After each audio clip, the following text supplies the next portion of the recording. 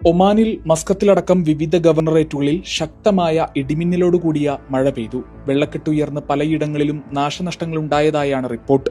തെക്കൻ ബാത്തിനയിലെ വാദി മആവിലിൽ ഒഴുക്കിൽപ്പെട്ട 3 പേരിൽ 2 പേർ മരിച്ചതായി civil defence and ambulance authority സ്ഥിരീകരിച്ചു. ഒഴുക്കിൽപ്പെട്ട് ഒരാളെ രക്ഷപ്പെടുത്തി. 3 വാഹനങ്ങളാണ് അപകടത്തിൽ ഒഴുകിപ്പോയത്. ഇവയിലുണ്ടായിരുന്ന യാത്രക്കാരാണ് അപകടത്തിൽപ്പെട്ടത്. മസ്കത്ത്, മുസന്തം, ബുറൈമി, വടക്കൻ ബാത്തിന, ദാഹിറ ഗവർണറേറ്റുകളിൽ കനത്ത മഴമേഘങ്ങളുടെ സാന്നിധ്യം നിലനിൽക്കുകയാണ്.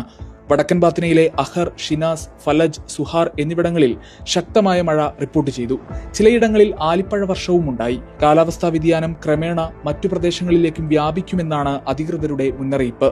മസ്കത്തിൽ ശനിയാഴ്ച വൈകിട്ട് ഇടിമിന്നലിന്റെ അകമ്പടിയിൽ കനത്ത മഴയാണ് ലഭിച്ചത്.